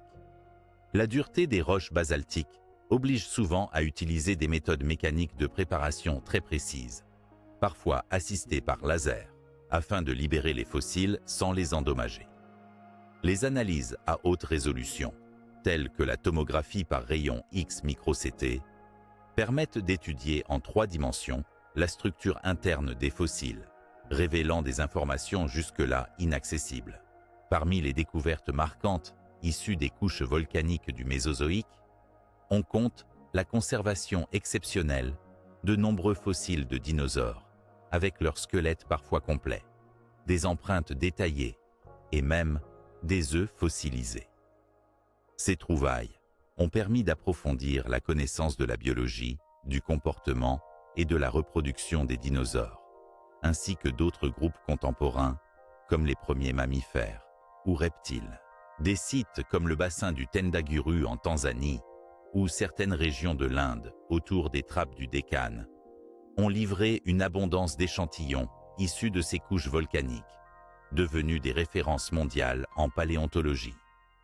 Ces découvertes ont aussi mis en lumière des événements évolutifs spécifiques, tels que des extinctions locales et des radiations après crise dans les groupes fossiles. En somme, la paléontologie dans les couches volcaniques mêle expertise géologique et biologique dans une parfaite synergie, exploitant les caractéristiques uniques des dépôts volcaniques pour reconstituer l'histoire de la vie au Mésozoïque. Cette approche multidisciplinaire continue d'évoluer avec les progrès technologiques, promettant encore de nombreuses découvertes fascinantes. Dans la prochaine section, nous examinerons plus précisément comment le volcanisme a laissé ses traces, non seulement dans les fossiles, mais aussi dans les squelettes et œufs de dinosaures, révélant ainsi des empreintes directes de ces processus volcaniques sur la vie passée. Les empreintes du volcanisme dans les squelettes et œufs de dinosaures constituent des indices fascinants qui permettent de mieux comprendre l'influence directe des phénomènes volcaniques sur la vie mésozoïque, au-delà des simples effets climatiques et environnementaux. Ces traces se manifestent tant dans la composition chimique et la structure des fossiles que dans leur état de conservation, révélant un dialogue intime entre volcanisme actif et organismes vivants. Tout d'abord, il est important de souligner que les tissus osseux et les coquilles d'œufs peuvent enregistrer des signatures géochimiques de leur environnement, notamment des éléments et isotopes issus des gaz et matériaux émis par les volcans. Par exemple, les niveaux accrus de certains isotopes du carbone ou du soufre dans les ossements indicatifs de modifications atmosphériques liées au flux de CO2 et SO2 volcaniques ont été détectés dans plusieurs fossiles datant de périodes correspondant à des phases d'activité volcanique intense. Ces anomalies révèlent que les dinosaures évoluaient dans des atmosphères altérées par le volcanisme, subissant des stress physiologiques potentiels liées à la qualité de l'air. D'autre part, la nature même des structures osseuses peut être modifiée par les influences environnementales associées au volcanisme. Par exemple, des études ont mis en évidence des variations dans la croissance osseuse des dinosaures, avec des phases de ralentissement ou d'accélération vraisemblablement corrélées aux fluctuations climatiques engendrées par les émissions volcaniques. Ces changements de vitesse de croissance traduisent une adaptation aux conditions environnementales changeantes, pouvant être provoquées par le stress thermique, la disponibilité en nourriture ou les contaminations chimiques. Concernant les œufs fossilisés, les cendres volcaniques jouent un rôle clé dans leur conservation, mais elles se traduisent aussi par des signes spécifiques d'altération. Certains œufs, retrouvés dans des couches volcaniques, présentent des modifications minérales particulières, comme l'imprégnation par des minéraux silicatés issus des cendres, qui peuvent renforcer leur fossilisation, mais aussi altérer leur composition originale. Par ailleurs, la présence de cendres dans les sols de nidification a pu affecter la reproduction des dinosaures, provoquant des stress pour les embryons et des mortalités accrues, comme en témoignent certains gisements riches en œufs et embryons fossilisés dans des contextes volcaniques. En outre, la déposition rapide de cendres volcaniques a pu figer rapidement certains individus ou groupes d'animaux, offrant des spécimens exceptionnellement bien conservés, parfois avec des preuves de comportement telles que le soin parental ou la colonie. Ces découvertes sont capitales pour reconstituer la vie quotidienne des dinosaures face à un environnement volcanique souvent hostile. Enfin, les influences du volcanisme s'expriment aussi indirectement à travers les modifications de la chaîne alimentaire et des habitats.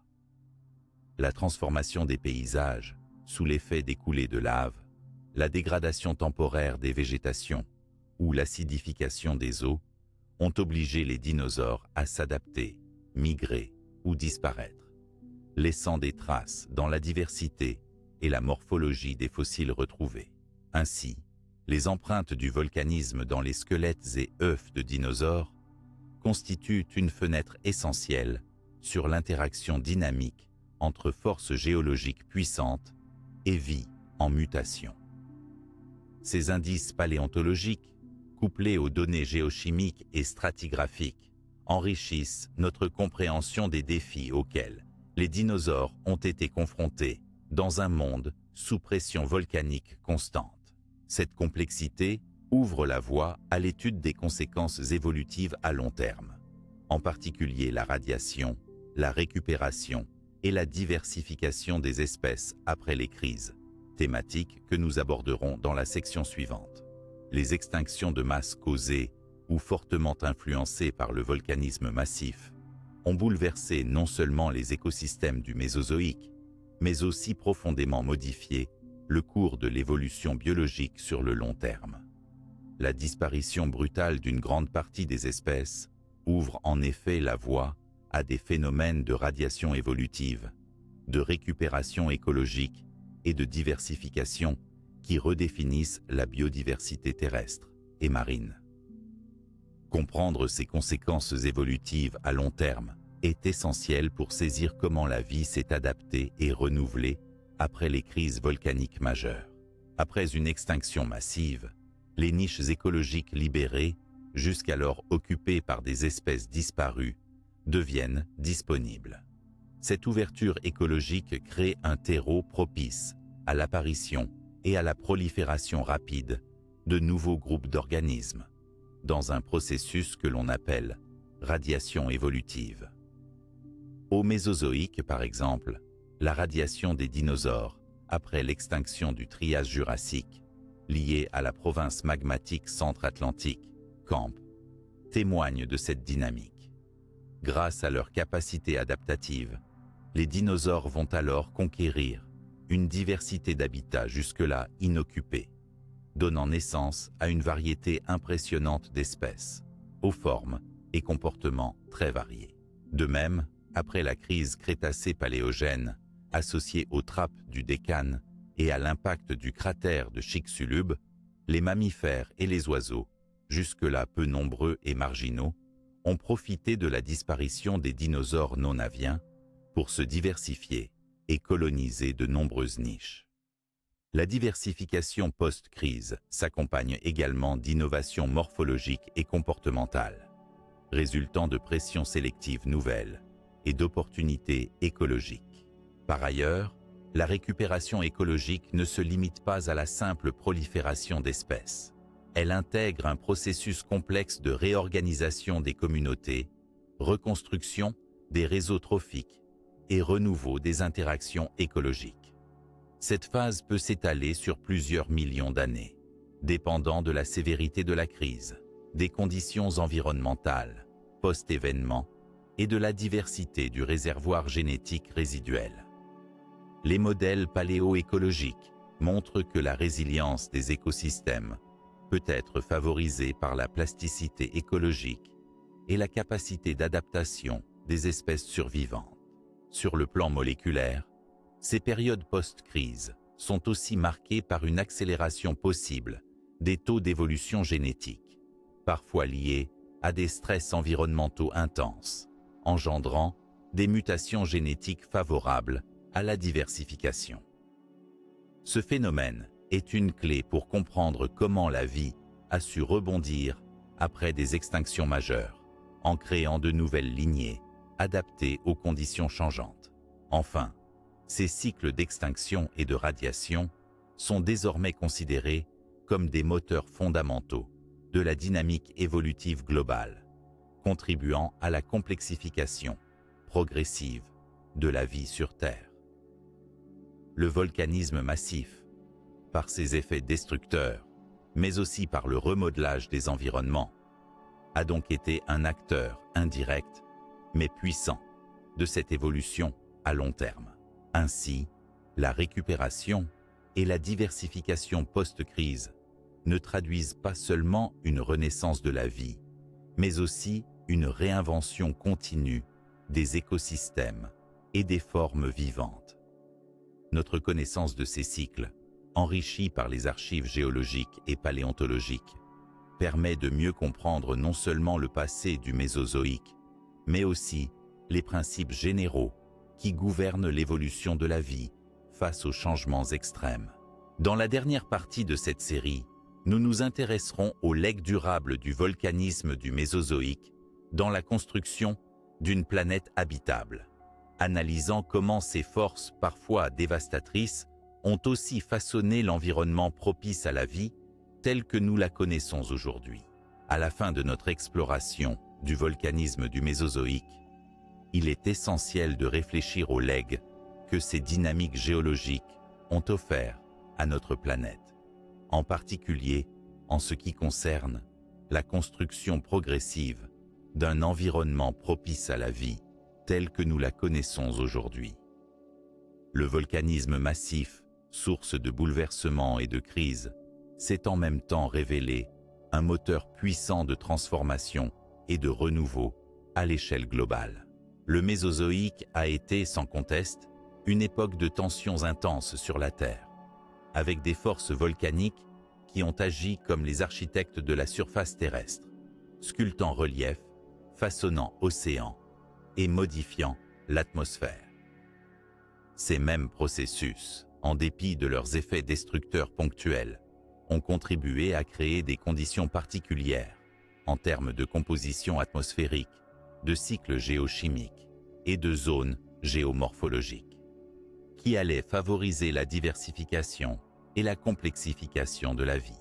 L'activité volcanique mésozoïque a introduit dans l'atmosphère des gaz essentiels comme le dioxyde de carbone, participant à réguler la température terrestre sur des millions d'années, avec des épisodes alternant entre phases de refroidissement et réchauffement. Cette modulation climatique a créé la diversité des habitats et des niches écologiques, favorisant l'évolution adaptative des espèces, comme les dinosaures, les premières plantes à fleurs et les ancêtres des mammifères. Par ailleurs, les côtes, les plaines volcaniques et les sols issus de l'altération des basaltes sont particulièrement fertiles, offrant des substrats riches qui ont favorisé l'établissement de grandes forêts et la diversité végétale. Ces milieux ont été des supports clés pour le développement de communautés biologiques complexes et diversifiées.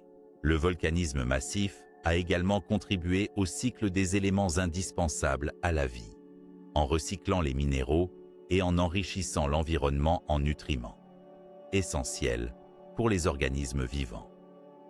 Ce brassage géochimique a été un facteur fondamental pour maintenir un équilibre entre vie et environnement sur le long terme.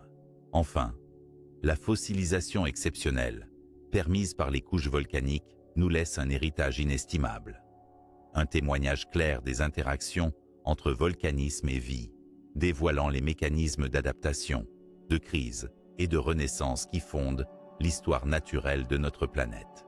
Ainsi, derrière l'image du volcanisme comme agent de destruction, se cache sa fonction de moteur, d'évolution et d'équilibre écologique durable. En cela, le Mésozoïque illustre comment la Terre, malgré ses instabilités et ses crises, a su construire peu à peu un environnement habitable, préparant le terrain à la biodiversité actuelle. Ce legs volcanique est une invitation à comprendre que la vie et la planète sont intimement liées, qu'elles coévoluent dans un équilibre fragile mais dynamique. Comprendre le passé, c'est aussi éclairer le présent et anticiper les défis à venir, dans un monde où les forces terrestres continuent de façonner notre destinée commune.